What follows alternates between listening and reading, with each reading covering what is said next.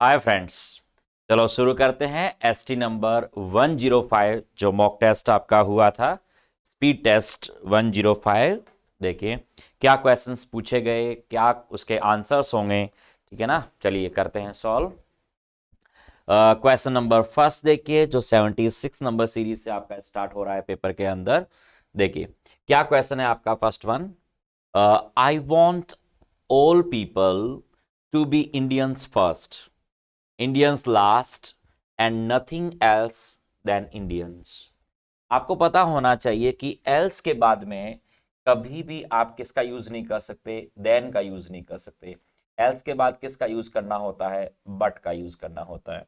ठीक है ना, एल्स बट। अदर के साथ देन आता है। अदर जब आप यूज करते हो तो अदर के साथ तो देन का इस्तेमाल होता है। THAN कभी किसी के साथ में कंजंक्शन पेयर नहीं बनाता। और एल्स का यूज जब हम करते हैं तो एल्स के बाद क्या लगाते हैं आप, बट लगाते हैं। एल्स के बाद क्या आएगा, बट।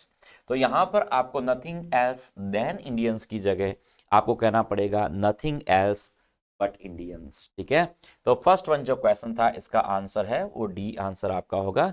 आई होप कि आपने सही किया होगा। देखिए जो लोग एसटी जिन्होंने नहीं दिया उनको आपको पीडीएफ के रूप में मिल जाएगा। आप डिस्क्रिप्शन में जाकर के आप लिंक है वो टेलीग्राम का लिंक है वो आप वहाँ से क्लिक कर लीजिएगा। वहाँ पे आपको पेपर है ये मिल जाएगा आपको। क्लियर है, चलिए बढ़ते हैं अगले क्वेश्चन की ओर। दो क्वेश्चन आपके स्पोर्टिंग एरर वाले आते हैं, जिसे ग्रामेटिकल एरर कहें या स्पोर्टिंग एरर वाले। देखो, more fuel tax cuts, more fuel tax cuts are need to prevent inflation from hurting the recovery. क्या गलती है आपके सेंटेंस के अंदर। देखिए, मोर फ्यूल टैक्स कट्स आपने सब्जेक्ट बनाया, आपने कट्स के लिए वर्ब ठीक है, आपने आर लगाई, कोई दिक्कत नहीं है। लेकिन आर के बाद आपने नीड कैसे कहा। कभी भी वर्ब बी वर्ब के साथ में वर्ब की फर्स्ट फॉर्म का इस्तेमाल है वो आप नहीं करते हैं। या तो थर्ड फॉर्म का इस्तेमाल होगा या आईएनजी वाली फॉर्म का इस्तेमाल होगा। ठीक है, या टू इन्फिनेटिव का इस्तेमाल होता है। तो यहां पर टू नीड हो नहीं सकता, आपका नीडिंग होता नहीं। नीड एक स्टैटिक वर्ब है, आईएनजी वाली फॉर्म में इस्तेमाल होता नहीं है। Sentence must be in passive voice, क्योंकि more fuel tax cuts are needed to prevent. क्या कहना पड़ेगा, आर नीडेड। ऑप्शन आपके सेकंड पार्ट में गलती है, आपको कहना पड़ेगा क्या, आर नीडेड। क्या कहोगे, आर नीडेड टू प्रिवेंट। ठीक है, आर नीडेड। आर प्लस आपको वर्ब की कौन सी वाली फॉर्म लगानी है, थर्ड फॉर्म। आपको पता होना चाहिए कि बी वर्ब के साथ जब हम वर्ब की थर्ड फॉर्म का यूज करते हैं तो वो क्या बन जाता है, पैसिव वॉइस बन जाता है। किसी भी is, am, are, was, were, be, been, being और टू बी, आपकी बी वर्ब के साथ जब भी आप वर्ब की थर्ड फॉर्म लगाते हैं सेंटेंस आपका पैसिव वॉइस होगा। The more fuel tax cuts are needed to prevent. कौन से पार्ट में गलती है, सेकंड वन पार्ट में आपकी गलती है। क्लियर है, चलिए। आप बेसिक यदि आपको पता है, यदि ग्रामर का बेसिक आपको आता है, टेंस टॉपिक आपने बहुत अच्छी तरीके से पढ़ा है, ठीक है, तो ये चीज़ें बहुत नॉर्मल है। ठीक है, नॉर्मल आपके रूल्स हैं, आसानी से आप किसी भी एरर को है वो आप फाइंड आउट कर सकते हो। देखिए नेक्स्ट क्वेश्चन आपका, देखिए 78 number question, fill in the blanks का क्वेश्चन है। देखिए क्या क्वेश्चन है, I do not believe there is place in this country for any particular culture. It is a Hindu culture or a Mohammedan culture or a Gujarati culture। क्या कहना चाह रहे हो कि I do not believe there is place, there is place। देखो sentence आपने क्या कहा हुआ है, यहाँ सम और एनी में से एक को आपको भरना है। आपको पता होना चाहिए कि जब सेंटेंस आपका नेगेटिव होता है, स्टेटमेंट यदि आपने कहा आई डोंट बिलीव, आप कह रहे मुझे इस बात पे भरोसा नहीं है, तो आपको देयर इज एनी कहना पड़ेगा। यदि सेंटेंस पॉजिटिव या अफर्मेटिव यदि आपका केस होता है तब सम का इस्तेमाल किया जाता है, या आपके जो एक्सपेक्टेड आंसर है वो यस में होना चाहिए, उस कंडीशन में आप सम का इस्तेमाल करते हैं। एक्सपेक्टेड आंसर आपका नेगेटिव है और सेंटेंस आपका नेगेटिव है तो आपको एनी का इस्तेमाल है वो करना होगा। तो ऑब्वियसली आपको यहाँ पर सम का इस्तेमाल नहीं कर पाओगे, सम तो होगा नहीं, एनी का इस्तेमाल होगा। अब एनी का इस्तेमाल होगा तो एनी आपके दो ऑप्शन में आ रहा है, एक तो बी पार्ट में है, एक आपके डी पार्ट में है। आगे देखें, देखो क्या आएगा, यहाँ तो आपको एनी कह दिया आपने। ठीक है, I don't believe there is any place in this country for any particular culture. आप कह रहे हो कि मुझे इस बात पे भरोसा नहीं कि इस कंट्री में ऐसा कोई जगह नहीं है, या किसी भी एक पर्टिकुलर कल्चर के लिए यहां पर जगह नहीं है। क्या, it is a Hindu culture और अ मोमेडियन कल्चर और गुजराती कल्चर। देखो यहाँ पे और आ रहा है, यहाँ भी और आ रहा है। आपको पता है कि आइदर के साथ भी और आता है और वेदर के साथ भी और आता है। आइदर और का मतलब होता है में से कोई एक आप कहना चाहते हो, या तो हिंदू होना चाहिए, या आपका मोमेडियन कल्चर होना चाहिए, या गुजराती होना चाहिए, उनमें से कोई एक है। तो एक की बात नहीं कर रहा है। और आइदर भी इस्तेमाल भी करना होता तो हमें कहाँ करना पड़ता कि इट इज क्या कहोगे, एन आइदर हिंदू कल्चर। आपको यहां हिंदू से पहले लगाना पड़ता आइदर। आपको सेंटेंस के शुरुआत में करके आपको यदि ऐसा कहना चाहते हो कि चाहे ये चाहे वो, चाहे उसके जैसा कोई और ही क्यों न हो, उस सेंस में आपको वेदर इस्तेमाल करना होता है हमेशा। तो आप एनी के साथ आइदर का इस्तेमाल यहां पर नहीं कर पाओगे। आपको क्या यूज करना पड़ेगा, वेदर यूज करना पड़ेगा। तो वेदर को देखते हो कौन सा ऑप्शन आएगा आपका, सेकेंड ऑप्शन बी जो है वो आपका आंसर होगा। तो यहां पे होगा I don't believe there is any place in this country for any particular culture, whether it is a Hindu culture. ठीक है, तो वेदर आप यहां पे क्या लिखना पड़ेगा, आपको वेदर लिखना पड़ेगा। क्लियर है? चलिए, आइदर और में से एक होता है, वेदर और कोई भी उनमें से उसके जैसा कोई भी और हो सकता है, वो आपका आंसर बनता है। क्लियर है? तो एनी और वेदर आपका आंसर होगा। Answer number question option number second आपका आंसर रहेगा। ओके, क्वेश्चन नंबर 79 देखिए। देखो, he delivered the speech with his usual, he delivered his speech. आप कह रहे हो कि उसने अपना भाषण दिया, कैसे, कैसा भाषण, एक्सप्लिसिट स्पीच। एक्सप्लिसिट का मतलब होता है क्लियर स्टेटमेंट होता है, जहां एकदम क्लियर स्टेटमेंट आप देते हो उसे कहते हैं। एक वाक्पटुता के अर्थ में आप कहना चाह रहे हो, क्लियर स्टेटमेंट आप देने की बात कर रहे हो। विद हिज यूजुअल क्या कहोगे, अप्लॉम्ब। अप्लॉम्ब का मतलब क्या होता है, आत्मविश्वास की बात कर रहे हो। आपके क्लियर स्टेटमेंट दिया है वो पूर्ण आत्मविश्वास के साथ में, सेल्फ कॉन्फिडेंस की बात करते हो। तो एक्सप्लिसिट और अप्लॉम्ब एकदम सही बैठ रहा है। आगे देखते हैं, देखो एम्बिगुअस तो अनेकार्थक जो अर्थ निकालता है वैसा भाषण दिया है। और यूजुअल अश्योरेंस की बात कर रहे हो, अश्योरेंस भरोसे की बात कर रहे हो, भरोसा यहाँ पे नहीं बनेगा। एम्बिगुअस और अश्योरेंस आपके कॉन्ट्रास्ट पैदा करने वाले वर्ड हैं, ये ऑप्शन नहीं बनेगा। इक्विवोकल ये भी आपके बहुत अर्थ के अर्थ में। और कॉन्फिडेंट तो आपका कौन सा है, एडजेक्टिव सेंस है, तो एडजेक्टिव तो आएगा नहीं क्योंकि आपको नाउन तो लिखना ही पड़ेगा। ये ऑप्शन भी आपका गलत होगा। ड्यूबियस और अप्लॉम की बात करते हैं, ड्यूबियस तो जिसमें संदेह हो उस अर्थ में आता है, अप्लॉम जरूर आत्मविश्वास आपका बनेगा। तो लेकिन ये दोनों एक दूसरे से क्या कॉन्ट्रैक्ट करने वाले आपके वर्ड है, तो ये नहीं आएंगे। कौन सा ऑप्शन बनेगा, एक्सप्लिसिट एंड अप्लॉम। ठीक है ना? तो ही डिलीवर्ड द एक्सप्लिसिट स्पीच। ठीक है ना? क्या कहोगे, विद हिज यूजुअल क्या कहोगे, अप्लॉम। अप्लॉम कहो चाहे कॉन्फिडेंट, कॉन्फिडेंस कहो। कॉन्फिडेंस ऑप्शन में नहीं, कॉन्फिडेंस ये तो डेंट तो आपका एडजेक्टिव है, ये तो आएगा नहीं। तो कौन सा ऑप्शन बनेगा, फर्स्ट वन बनेगा, एक्सप्लिसिट एंड अप्लॉम। क्लियर है? चलो देखो नेक्स्ट। आपके वोकैब से फिल इन द ब्लैंक्स के क्वेश्चन आपके वोकैब से ही पूछे जाते हैं।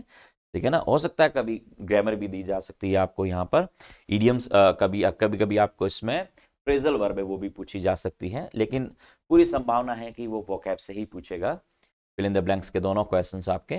चलिए फिर देखते हैं अगला पार्ट कौन सा है आपका, सेंटेंस इंप्रूवमेंट। देखिए क्या क्वेश्चन है, that common goal is the building up of the feeling that we are all Indians। क्या कहना चाह रहा है, we are all Indians।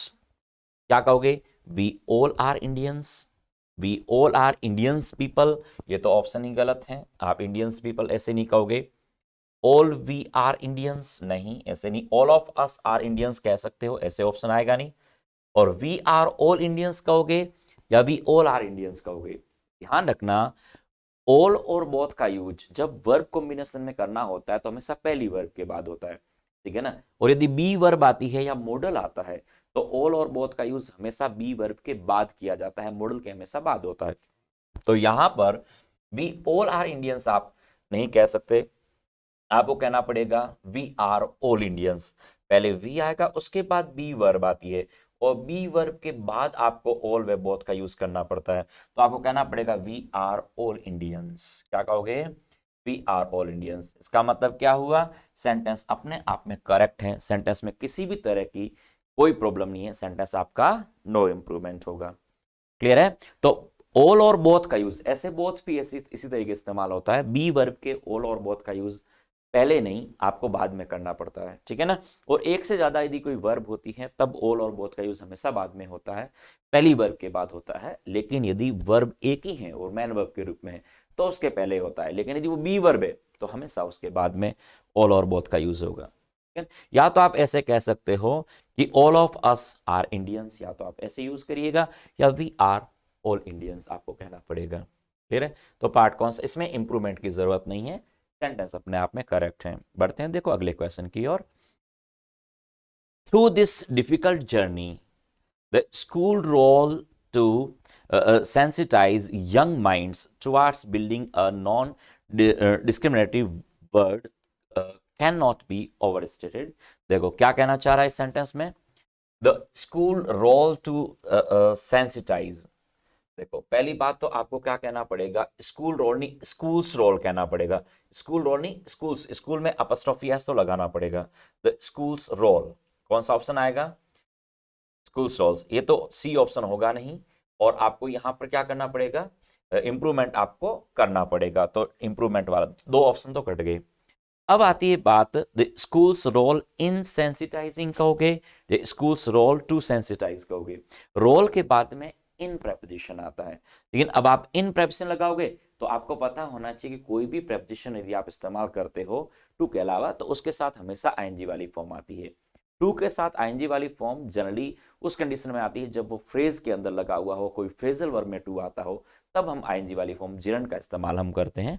तो यहां आपको कहना पड़ेगा the schools role in sensitising. Option कौन सा लेना पड़ेगा, आपको फर्स्ट ऑप्शन है वो मानना पड़ेगा। या टू प्लस सेंसिटाइज रोल के बाद हम नहीं लगाएंगे, ये ऑप्शन आपका सेकंड गलत होगा। फर्स्ट ऑप्शन आएगा the schools role in sensitising. कौन सा आंसर बैठेगा आपका, फर्स्ट वन आंसर आपका बनेगा, क्लियर है। तो दो क्वेश्चन आपके ग्रामर से आपके टोटल कितने, दो आपके स्पोर्टिंग एरर वाले क्वेश्चंस होते हैं, दो आपके सेंटेंस इंप्रूवमेंट वाले क्वेश्चंस होते हैं। फिल इन द ब्लैंक्स वाले दोनों क्वेश्चन विशेषकर ग्रामर के होते हैं। आज हमने एक सेंटेंस है वो जो डिस्कस किया वो आपका किसका था, एक ग्रामर का था, एक आपका किसका वोकैब का था। देखते हैं, देखो नेक्स्ट क्वेश्चन आपका क्या बनता है। वन वर्ड सब्स्टिट्यूशन, दो आपके वन वर्ड पूछे जाते हैं, वोकैब में फिक्स है, दो वन वर्ड आएंगे, दो इडियम्स आएंगे, दो सिनोनिम्स है, दो एंटोनिम्स है, दो स्पेलिंग टेस्ट है। 10 क्वेश्चंस, ठीक है ना, फिक्स। देखो अ पर्सन हु डज और studies something but is not serious about it and does not have much knowledge। आपके ऐसा कोई व्यक्ति जो स्टडीज करता है किसी के बारे में लेकिन इतना सीरियस नहीं होता है और ज्यादा उसके बारे में इतना कोई ज्यादा नॉलेज उसे नहीं होता है, उसे क्या कहते हैं, डिलेटेंटे आपका वर्ड है, ठीक है। डिलेटेंटे का मतलब क्या आंसर है इसका, ठीक है। डिलेटेंटे का मतलब होता है ऐसा कोई भी बंदा जो स्टडीज बहुत ज्यादा करता है, पढ़ता लिखता बहुत कुछ है, ठीक है, लेकिन वो इतना ज्यादा सीरियस नहीं होता है उस किसी चीज के बारे में, किसी के नॉलेज जो गेन करता है उसके बारे में इतना सीरियस नहीं होता और इतना ज्यादा उसे कोई नॉलेज भी नहीं होता, उसे क्या कहते हैं, डिलेटेंटे। मैसोमॉर्फ होता है हट्टा कट्टा कोई बंदा होता है ना, उसे मैसोमॉर्फ कहते हैं। मैसोमॉर्फ आप कह सकते हो माचो मैन कह सकते हो, मतलब जो ना तो ज्यादा पतला है ना ज्यादा मोटा है, ठीक है ना, बिल्कुल फिट एंड फाइन यदि बंदा है तो उसे हम क्या कहते हैं, मैसोमॉर्फ कहते हैं। कनसर, कनसर होता है जो कला पारखी होता है, जो व्यक्ति कला का बड़ा ही पारखी होता है, ठीक है, जिसको क्या कला है वो अच्छी लगती है, कला का परख कर सकता है उसके बारे में, उसे कनसर कहते हैं। वेटरन अनुभवी व्यक्ति होता है, एक्सपीरियंस्ड पर्सन होता है, उसे कहा जाता है। तो कौन सा आंसर होगा इसका, डिलेटेंटे। तो डिलेटेंटे का मतलब होगा जिसको नॉलेज है लेकिन सीरियस नहीं है, पढ़ाई करता है, सब कुछ करता है, अध्ययन करता है, स्टडी करता है, लेकिन ज्यादा सीरियस नहीं है, बस वैसे ही, ठीक है, उसे क्या कहते हैं, डिलेटेंटे। ओके, आप इस तरीके से याद करें वर्ड को। नेक्स्ट देखो वर्ड क्या है, a long, loud, angry speech that criticizes somebody or tries to persuade people to do something। आपका एक ऐसा उग्र भाषण जो होता है, ऐसा भड़काऊ भाषण होता है जो लोगों को क्या करता है, या तो किसी को क्रिटिसाइज करने का काम करता है या लोगों को परसुएड करता है, मतलब उन्हें राजी करता है कुछ गलत काम करने के लिए, कुछ करने के लिए, वो पॉजिटिव या नेगेटिव वे में हो सकता है, विशेषकर नेगेटिव वे होता है। क्या कहोगे, देखो रिटोरिक एक भाषण के अर्थ में आता है, पॉजिटिव सेंस में आता है। हैरेंग, हैरेंग आपका आंसर बनेगा।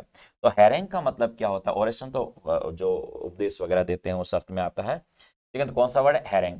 हैरेंग का मतलब होता है, हैरेंग मतलब उग्र भाषण होता है। हैरेंग हर अंग से आप याद कर सकते हो, ऐसा उग्र भाषण की हर हर अंग से आवाज निकली। तो हैरेंग, हैरेंग मतलब होता है ऐसा उग्र भाषण जो लोगों को भड़काऊ भाषण होता है, उसे क्या कहते हैं, हैरेंग कहते हैं। क्लियर है। चलिए नेक्स्ट वर्ड क्या है आपका, इडियम्स। दो इडियम्स आपकी पूछी जाती है, हो सकता है एक इडियम एक आपकी फ्रेजल वर्ब दे दे। ठीक है, देखिए अ bolt from the blue, a bolt from the blue का मतलब क्या होता है, डिलेड इवेंट कहोगे, एन इनएक्सप्लिकेबल इवेंट कहोगे, एन अनएक्सपेक्टेड इवेंट कहोगे, या एन अनप्लीजेंट इवेंट कहोगे। क्या कहोगे, देखो सिमिलर है वैसे तो आपका अनएक्सपेक्टेड या अनप्लीजेंट। अब अनप्लीजेंट भी इसका आंसर हो सकता है, लेकिन दोनों जब ऑप्शन साथ में है एन अनएक्सपेक्टेड और अनप्लीजेंट, तो आपको कहना ही पड़ेगा क्या, अनएक्सपेक्टेड इवेंट। ठीक है ना। ऐसा आप कह सकते अचानक आया हुआ जो खतरा होता है ना, उसे कहा जाता है। ऐसी कोई चीज हो क्या, अचानक कोई आया हुआ खतरा होगा। ठीक है, सडन सडन कोई भी मान लो आपको खतरा आपने एक्सपेक्ट किया ही नहीं और वो खतरा आपके सर पे मंडरा रहा है, तो उसे आप क्या कहते हो, अ बोल्ट फ्रॉम द ब्लू। ठीक है ना। वैसे याद कर सकते हो bolt from the blue, blue आसमान को समझ लो, बोल्ट कोई बोल्ट आके आपके ऊपर गिर जाए, ऑब्वियसली आप क्या है ऐसा आपने सोचा ही नहीं और वो खतरा आपके सामने आ चुका, तो उसे कहते हैं अ bolt from the blue. Clear ना। तो आएगा एन अनएक्सपेक्टेड इवेंट, ऐसा इवेंट जिसकी आपने पहले कल्पना नहीं की थी और वो खतरा आपके सामने आ गया। ओके, नेक्स्ट ईडियम क्या है देखो, winter was so bad that the nomadic tribesman, nomadic मतलब घुमंतु जो लोग होते हैं, ठीक है, नोमैडिक कहलाते हैं, घुमंतु लोग होते हैं जो वैग्रेंट्स आप कह सकते हो, ठीक है, आइटिनरेंट होते हैं। Man found it difficult to keep the wolf from the door. Keep the wolf from the door का मतलब क्या हुआ कि अपने घर से भेड़िए को घर से दूर रखना। भेड़िया क्या होता है, दरिद्रता की निशानी होता है, गरीबी की निशानी होती है, पेन्यूरी की निशानी होती है। तो क्या कहोगे, हंट वाइल्ड एनिमल्स कहोगे, एस्केप स्टारवेशन कहोगे, गेट वुलन क्लॉथ्स कहोगे, या वॉक ऑन आइस कहोगे। क्या सेंस आएगा इसमें, एस्केप स्टारवेशन। एस्केप स्टारवेशन मतलब आप गरीबी से, क्या गरीबी को अपने आप से दूर रखना। ठीक है, भेड़िए को घर से दूर रखना, इसका मतलब क्या होगा, गरीबी को दूर रखना। ठीक है ना। Okay, bring home the bacon, एक इस तरीके ब्रिंग होम द बैकन, सुअर का मांस घर पे लेके आना, वो पॉजिटिव होता है, उसका मतलब होता है कमाऊ पूत बनना, घर में बहुत कुछ पैसे लेके आना, उसे कहते हैं क्या, ब्रिंग होम द बैकन। और ये कौन सी है, keep the wolf from the door. तो वॉल्फ होता है, भेड़िया होता है, वो गरीबी की दरिद्रता की निशानी होता है, तो उसे आप कहना चाह रहे हो कि भेड़िए को अपने से दूर रखो। क्या कहोगे, एस्केप स्टारवेशन। क्लियर है। नेक्स्ट वर्ड क्या है आपका, find the synonym of the given word. आपको सिनोनिम देखना है। देखिए वर्ड क्या है आपका, एंटिक्विटी। एंटिक्विटी का मतलब क्या होता है, जो प्राचीन चीजें, बहुत ज्यादा पुराने काल की कोई चीज है, तो पुराने काल काल को क्या कहते हैं, क्या कहोगे, एंटिक्विटी कहोगे। एंटीक पीस कहते हैं कि ये पीस काफी एंटीक है, एंटीक का मतलब पुराना है।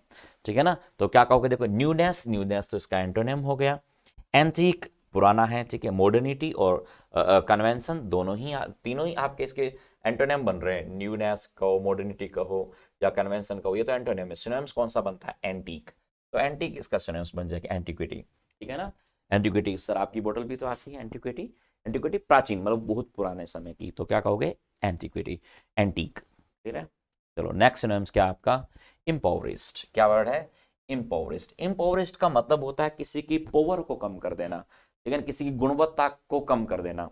ठीक है ना, कोई गुणवत्ता है उसमें क्वालिटी को आप कम कर रहे हो, ठीक है, उसे कहते हैं इम्पोवरिस्ड। या गरीबी को कहते हैं इम्पोवरिस्ड।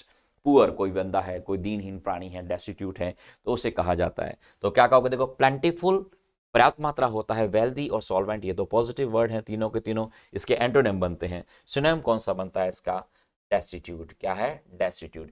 डेस्टिट्यूट का मतलब होता है बेचारा जो होता है, अनाथ होता है, ठीक है ना, या दीनहीन प्राणी आप कह सकते हो कि वो बिल्कुल गरीबी कंगाल है, ठीक है ना, उसे कहते हैं। तो इम्पोवरिस्ट जिसके पावर नहीं है, जिसमें शक्ति नहीं है, इम्पोवरिस्ट है, डेस्टिट्यूट है। ठीक है, तो डेस्टिट्यूट इसका क्या बनेगा, प्रॉपर आपका सिनोनिम से वो बन जाएगा। नेक्स्ट देखिए, दो सिनोनिम आते हैं, दो एंटोनिम्स आपके पूछे जाते हैं। देखिए find the antonym of the given word. Word कौन सा, वैग्रेंट। अभी हमने डिस्कस किया वैग्रेंट वर्ड को।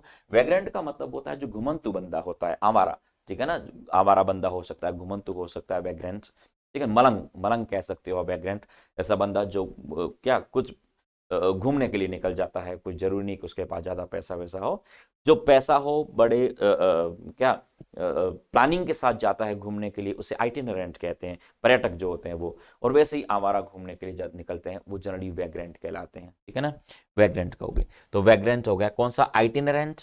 आइटिनरेंट तो सिनोनिम्स हो गया इसका, डोमेस्टिक, घर पे रहने वाला, ठीक है, हाँ एंटोनिम बन सकता है। वागाबोंड और नोमैडिक तीनों ही इसके सिनोनिम्स है। आइटिनरेंट कहो, वागाबोंड कहो, चाहे नोमैडिक कहो। वागाबोंड का मतलब भी होता है घुमंतु जीव होता है, घुमंतु जो प्राणी होता है जनरली उसे कहते हैं। नोमैडिक भी घुमंतु होता है। तो कौन सा बनेगा? डोमेस्टिक जो है तो घर में रहने वाला बंदा जो होता है, तो डोमेस्टिक क्या बनेगा? इसका एंटोनिम बन जाएगा। देखो नेक्स्ट आपका वर्ड देखिए, एक्सटैसी। देखो एक्सटैसी का मतलब क्या होता है? एक्सटैसी का मतलब होता है आनंद की अवस्था। एक्सटैसी मतलब आनंद की अवस्था होती है, आप जॉयनेस फील करते हो, ठीक है, उसे कहते हैं एक्सटैसी। तो क्या वर्ड है आपका? इलेशन। इलेशन तो खुशी होती है। यूफोरिया ये भी खुशी के अर्थ में आएगा। सैडनेस एंटोनिम बन रहा है इसका, सही है। और ब्लिस, ये तीनों तो पॉजिटिव वर्ड है, इसके सिनोनिम्स बने। सैडनेस इसका एंटोनिम बन रहा है, तो सैडनेस बन जाएगा। एक्सटैसी पॉजिटिव वर्ड है, एंटोनिम क्या बनेगा? सैडनेस बनेगा। तो एक आनंद की अवस्था होती है, खुशी का भाव होता है, एक आपका सैडनेस दुख का भाव, डाउनकास्ट की बात कर रहे हो आप, ठीक है। चलिए नेक्स्ट देखिएगा। तो इस तरीके से दो सिनोनिम्स आपके पूछे जाएंगे, दो एंटोनिम पूछे जाएंगे। क्वेश्चन नंबर 90 देखो, करेक्टली स्पेल्ड वर्ड आपके दो वर्ड पूछे जाते हैं। देखिए दो स्पेलिंग टेस्ट के क्वेश्चंस आएंगे आपके। मिलेनियम, देखो मिलेनियम की स्पेलिंग में क्या होता है? पहले MIL को डबल करना है मिल, फिर आपको एनी, एन वापस डबल आएगा, फिर एनी और UM लिखना है। तो मिल NUM, एल और एन डबल आता है, एल भी दो बार आता है, एन भी दो बार आता है, ठीक है। तो मिल NUM, तो आपको पता करना है कि एन दो बार आता है, एल भी दो बार आता है, तो एल और एन स्क्वायर होता है। एल भी दो बार आता है, एन भी दो बार आता है, किसमें है? देखो मिल ML डबल है इसमें, एन दोनों में डबल है, EIUM करेक्ट वर्ड नजर आ रहा है। माइल ये तो गलत हो गया आपका वर्ड। मिल एनी एक सिंगल एल है, ये आपका गलत है ऑप्शन। मिल एनी UUM दो बार यू नहीं आएगा, ये ऑप्शन गलत है। कौन सा ऑप्शन है? फर्स्ट वन आंसर आपका बनेगा मिलेनियम। सहस्त्राब्दी के अर्थ में आप यूज करते हो मिलेनियम।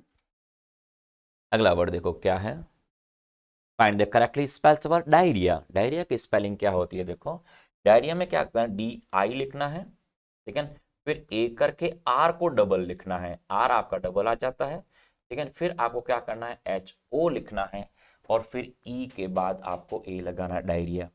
तो DI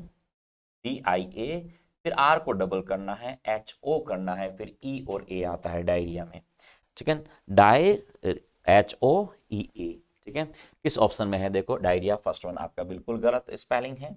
DIA R डबल आ रहा है, HOEA करेक्ट बैठ रहा है सेंटेंस, वर्ड आपका करेक्ट है। डाई, डायरोवा गलत वर्ड है आपका, DIA डबल ए गलत है। कौन सा ऑप्शन बनेगा? डायरिया। क्या वर्ड है? डायरिया, ठीक है, डायरिया डिजीज, ठीक है ना। तो क्या कहोगे? DIA R डबल करो, HOEA आपका ऑप्शन है वो बन जाएगा। क्लियर है? देखो नेक्स्ट क्वेश्चन की ओर बढ़ते हैं। क्वेश्चन आपका active and passive voice. Active and passive voice का एक क्वेश्चन आएगा, एक आपका डायरेक्ट एंड इनडायरेक्ट से एक क्वेश्चन आपका बनेगा, तो एक्टिव टू पैसिव या पैसिव टू एक्टिव आपको चेंज करने के लिए देगा। देखो पहला क्वेश्चन क्या है, देखिए आपका, must they hand over the rapist to the mob. देखो मस्ट के बाद क्या किया है? मस्ट के बाद वर्ब की फर्स्ट फॉर्म की है हैंड, और आपका सेंटेंस कैसा है? इंटरोगेटिव टाइप किया है, मस्ट बी हैंडेड होना चाहिए, तो मस्ट बी हैंडेड इसका पैसिव बनेगा। मस्ट बी हैंडेड क्या इंटरोगेटिव में आपको पता है कि हेल्पिंग वर्ब है, तो हेल्पिंग वर्ब से सेंटेंस आपको स्टार्ट करना पड़ेगा। सब्जेक्ट ये तो बनेगा नहीं आपका, मस्ट से आप स्टार्ट करते हो, ठीक है। अब बी हैंडेड होना चाहिए, मस्ट बी प्लस वर्ब की third form, must be handed. इसमें क्या आ रहा है? बी हैंडेड है, लेकिन ये तो आपने सब्जेक्ट से स्टार्ट कर दिया, ये तो होगा नहीं। मस्ट, अब बी हैंड ऑप्शन गलत है आपका, और हैज हैंडेड हम कर नहीं सकते, तो सीधा पहला ही ऑप्शन है आपका। क्या कहोगे? Must the rapist be handed over to the mob, ठीक है ना। तो क्या कहोगे? Must they hand over the rapist to the mob, ठीक है ना। तो क्या कहोगे? हैंड ओवर है, तो आप कहोगे must the rapist be handed over to the mob. Clear है? ऑप्शन कौन सा बनेगा? फर्स्ट वन आपका आंसर है वो बनेगा। काफी इजी होता है, ज्यादा प्रॉब्लम आपको वर्ब के थ्रू देखना होता है। पैसिव वॉइस में, इनडायरेक्ट स्पीच में आपको यही चीज देखनी है कि वर्ब आपकी क्या फॉलो करवा रही है। मस्ट के साथ फर्स्ट फॉर्म है, मस्ट भी थर्ड फॉर्म आएगा। चार ऑप्शन में से चेक करो, दो ऑप्शन वैसे ही कट जाएंगे, दो ऑप्शन में से हैं उनको आप चेक कर लीजिए, आंसर आपका मिल जाएगा। थोड़ा इजी हो जाता है इस तरह वर्ब से काटने पर, सारे ऑप्शन पढ़ने की जरूरत नहीं होती है। क्लियर है? चलो नेक्स्ट देखिए क्या है आपका, इनडायरेक्ट स्पीच का सेंटेंस है। देखिए क्या है, Jagdish said to the doctors I need to get well soon. देखो I need to get, need के बाद जब आप टू इन्फिनेटिव का इस्तेमाल करते हो तो need as a main verb की तरह यूज हुआ है। नीड को जब आप मैन वर्ब आप बेनिफिटिव वर्ब की सॉरी नीड को जब आप किसके मॉडल की तरह यूज करते हैं तब बेनिफिटिव वर्ब आती है, वर्ब की फर्स्ट फॉर्म का इस्तेमाल होता है। लेकिन उस कंडीशन में वो नेगेटिव होना चाहिए या इंटरोगेटिव सेंटेंस होना चाहिए। यदि सेंटेंस अफर्मेटिव है, पॉजिटिव है, तो मेन वर्ब की तरह ही यूज करना पड़ेगा और टू इन्फिनेटिव लगाना पड़ेगा। तो नीड का आप चेंज करोगे तो नीडेड हो जाएगा। अब नीडेड किस किस ऑप्शन में है?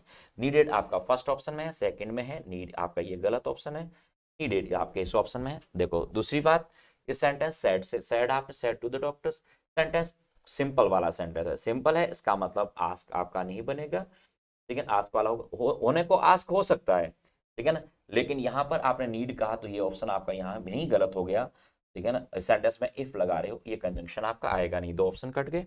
अब रही बात Jagdish told told the doctor, Jagdish told the doctor दोनों में आ रहा है, दैट आप कनेक्टर दोनों में ही लगा रहे हो। अब आई को, आई तो फर्स्ट पर्सन है, आपको सब्जेक्ट के अनुसार चेंज करना पड़ेगा, जगदीश के अनुसार आपको ही लिखना पड़ेगा, आई आप लिख नहीं पाओगे।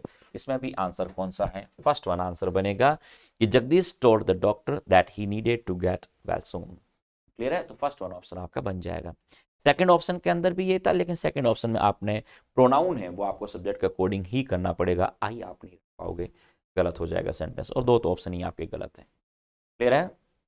देखो नेक्स्ट क्वेश्चन आपका arrangement, rearrangement of the sentences. देखिएगा PQRS के क्वेश्चंस आपके दो पूछे जाएंगे, सेंटेंस रीअरेंजमेंट भी हो सकता है और आपका पैरा जम्बल्ड भी हो सकता है। देखिए क्या है क्वेश्चन आपका, for decades now the people of the North east have been living under the shadow of a draconian law which makes a travesty of the rights of the citizen guaranteed by the constitution. For decades now, first one ये बनेगा नहीं, the shadow of the draconian law कहोगे तो verb आपकी बनेगी नहीं, sentence अपने आप में करेक्ट है। देखो, for decades now the people of the northeast have been living under the shadow of a draconian law which makes a travesty of rights of citizen guaranteed by the constitution। Option ही आपका first one बनेगा, कौन सा? PQRS, PQRS correct है, ठीक है ना। तो PQRS ऑप्शन PQRS फर्स्ट में ही है, PQRS, ठीक है। QPSR ये ऑप्शन नहीं बनेंगे, ठीक है। तो for decades now the people of the North East have been living, perfect continuous tense है, आपने फॉर डिकेड्स नाउ कह दिया, कोई दिक्कत नहीं। आगे ड्रैकोनियन लॉ आप कह ही रहे हो, the shadow of draconian law, ठीक है, जो हिटलर का कह सकते हो आप इस तरह। ओके, तो कौन सा ऑप्शन बनेगा? PQRS ऑप्शन सही है, सीक्वेंस आपका करेक्ट है, सेंटेंस अपने आप में ही सही है। आई होप कि आपने सही किया होगा ये क्वेश्चन। फिर चलिए नेक्स्ट क्वेश्चन देखते हैं। According to Gandhi ji the effective means of development of, he emphasize, of ही आएगा नहीं, ऑफ कहना चाह रहे हो तो पर्सनैलिटी एंड कैरेक्टर्स तो होगा ही होगा, एक्स के बाद जेड होगा, एक्स जेड कहां पर है? एक्स एक्स जेड तो होगा ही होगा, ठीक है ना। ओके, रिलीजन एक्स जेड कहां पर है? एक्स जेड फर्स्ट में ही आ रहा है आपका एक्स जेड, तो और तो किसी में है नहीं। इसके अकॉर्डिंग देखो पढ़ के देखते हैं। According to Gandhi ji the effective means of development of personality and character is the study of one's religion. He emphasized such traits as the spirit of self-sacrifice, social service, क्या कहोगे, अहिंसा एंड क्या कहोगे, ब्रह्मचर्य। ऑप्शन कौन सा बनेगा? करेक्ट है आपका सेंटेंस पूरा ही। कौन सा बनेगा? एक्स जेड वाई, पहले एक्स आएगा, एक्स के बाद आपको जेड लगाना पड़ेगा, जेड के बाद आपका वाई हो जाएगा, ठीक है ना। तो अकॉर्डिंग टू गांधी जी, ही एम्पेसाइज दो बार कह नहीं सकते, अकॉर्डिंग टू गांधी जी कह रहे हो तो फिर आपने ही एम्पेसाइज आप रिपीट कर नहीं सकते, और सीधा according to Gandhi ji personality and characters is study of, ये बनेगा नहीं। तो कौन सा बनेगा? फर्स्ट वन आपको एक्स लेना पड़ेगा, एक्स के बाद जेड, जेड के बाद वाई, एक्स जेड वाई, कौन सा ऑप्शन बनेगा? ए। जरूरी नहीं कि आप इसका हिंदी अर्थ निकालें, कोई जरूरी नहीं है, आप ऑप्शन से काट सकते हो, सेंटेंस अपने आप ही बन रहा है। हिंदी अर्थ बहुत लास्ट की बात होती है, जब सेंटेंस बिल्कुल ही समझ में नहीं बैठे, बिल्कुल ही आप इस तरीके से जोड़ नहीं पाते हो, तब बहुत ईजी है, वो ज़्यादा मुश्किल नहीं है ये क्वेश्चन, आप हर किसी ने सही किया होगा आई थिंक। देखो next question, clause test. Exam में आपके या तो क्लॉज टेस्ट बनेगा या पैसेज बनेगा, दोनों में से कोई एक आएगा प्री के एग्जाम में, या तो 5 क्वेश्चन आपके पैसेज के होंगे, जो कॉम्प्रिहेंशन पैसेज, और या आपके 5 क्वेश्चन जो है वो किसके होंगे, क्लॉज टेस्ट के होंगे। देखिए क्या क्वेश्चन है, क्या क्लॉज टेस्ट है आपका, देखो पढ़ते हैं। क्लॉज टेस्ट करने से पहले पहली बात आपको ध्यान रखनी है कि क्लॉज टेस्ट जब करते हो एक दो बार आपको क्लॉज टेस्ट को पढ़ना है। पहले एक दो बार अच्छे से जब आप क्लॉज टेस्ट पढ़ लेते हो उसके बाद आपको फिलर भरने की जरूरत होती है, उसके बाद फिलर भरिए। ऐसा नहीं कि आपने जैसे ही देखा ऑप्शन और आप फिलर भर रहे हो, ऐसा नहीं करना है। देखिए पहले आप एक बार पढ़ के देखो क्या है। Suman Rao, Miss World 2019 second runner up, Miss World Asia 2019, did the country at the recently Miss World 2019 in London. She was crowned second runner-up and had chased Miss World Asia 2019 at the grand event. Witnessed क्या कहोगे, participation 112 countries for the क्या कहोगे, coveted title. देखो क्या कहना चाह रहे हो, देखिए आप सेंटेंस में। सुमन राव मिस वर्ल्ड 2019, जो सुमन राव नाम की मिस वर्ल्ड 2019 जो सेकंड रनर अप रही है, मिस वर्ल्ड एशिया 2019 में आपकी रही। Did the country happy, pride, proud या ओवरजॉयड, क्या कहोगे, देश का नाम रोशन करने को प्राउड कहेंगे, प्राइड नहीं प्राउड, क्या कहोगे, प्राउड। कौन सा ऑप्शन बनेगा, प्राउड। फर्स्ट वन आपका आंसर बन जाएगा। सेकंड वन देखो क्या कहना चाह रहे हो, तो फर्स्ट 96 में क्या बनेगा, proud. country proud at the recently Miss World 2019, क्या recently happened, held, caused या क्या को consolidated, obviously आप कहोगे at the recently held Miss World 2019, obviously आपको held कहना पड़ेगा। क्या को runner up did country proud at the recently held Miss World 2019, क्या हुआ है, इन लंदन, क्या कहोगे, venue in London, programme in London, pageant in London या पीजेंट। पीजेंट कहते हैं वैसे, पेजेंट इसको बोलते हैं। देखो एक तो पीजेंट होता है, पीजेंट तो किसान वर्ग, किसान को कहा जाता है, पीजेंट्री किसान वर्ग को कहा जाता है। और पेजेंट, पेजेंट का मतलब होता है कोई भी कार्यक्रम होता है, कोई ऐसे सुंदरता का कोई कार्यक्रम होता है, सौंदर्य प्रतियोगिता जो होती है उनका जो कार्यक्रम वगैरह होते हैं उनको कहा जाता है, ठीक है ना। भव्य जो जैसे पेजेंट्री होता है, पेजेंट्री भव्य प्रदर्शन को कहा जाता है, जुलूस वगैरह को कहा जाता है। तो वेन्यू और प्रोग्राम तो बनेगा नहीं, क्या बनेगा, पेजेंट। कौन सा ऑप्शन आएगा, सी ऑप्शन आएगा। एक पेजेंट है, एक पीजेंट है। पेजेंट मतलब भव्य प्रदर्शन के अर्थ में आता है, और पीजेंट जो होता है वो किस अर्थ में, किसान के अर्थ में आता है। तो आप क्या कहोगे, पीजेंट इन लंदन। तो क्या कह रहा है सेंटेंस यहां तक, Suman Rao Miss World 2019 second runner up, Miss World Asia 2019, did the country proud at the recently held Miss World 2019, क्या कहोगे, पेजेंट इन लंदन। जो लंदन के अंदर अभी जो हुआ है मिस वर्ल्ड 2019, कहाँ पर, क्या उसमें सुमन राव ने क्या इंडिया को क्या किया है, प्राइड फील करवाया है। सुमन राव राजस्थानी है, अजमेर साइड की कहीं रहने वाली है, ठीक है ना। डेटा आप सर्च करना वैसे देखो। She was crowned second runner-up and had sashed Miss World Asia 2019 at the grand event. Witness participation, 112 countries for the coveted title. देखो क्या कहना चाह रहा है, She was crowned, उसे क्राउन दिया गया, किसका, सेकंड रनर अप का क्राउन दिया गया। एंड हैज सेस्ट, सेस्ट का मतलब होता है कमरबंद लगाना।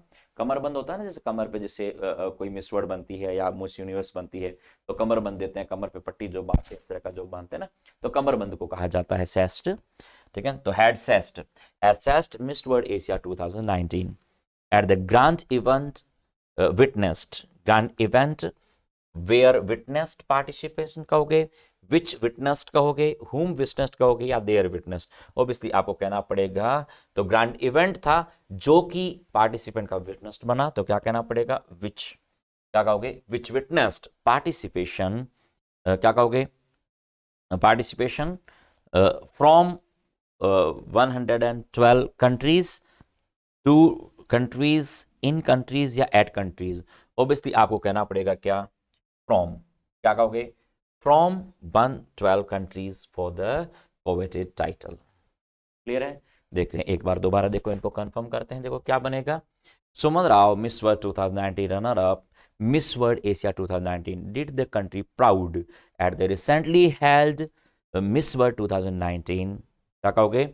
19, फिर आप क्या करें? 98 में क्या था? Pageant in London, she was crowned second runner up and had sashed Miss World 2019 at the grand event which witnessed participation from 112 countries for the coveted title. Clear है? तो इस तरीके से आपको क्या करना है, ये आपके इसके आंसर्स थे। क्लियर है? ओके, तो ये थे आपके आंसर्स जो एसटी आपकी 105 जो हुई है, ठीक है ना। आई होप कि आपके मार्क्स हैं वो डे बाय डे बढ़ रहे होंगे। अच्छे से आप प्रैक्टिस करिएगा, ठीक है ना। जितना हो सके रीड करिएगा। रीड जितना ज़्यादा करोगे, जितना ज़्यादा न्यूज़पेपर वगैरह आप रीड करोगे, उतना ही आपके लिए फ़ायदेमंद रहेगा, ठीक है ना। Okay, I wish you all the best. Thanks for watching. मिलते हैं नेक्स्ट क्लास में, वीडियो नंबर 106 में। तब तक के लिए बाय बाय, गुड नाइट।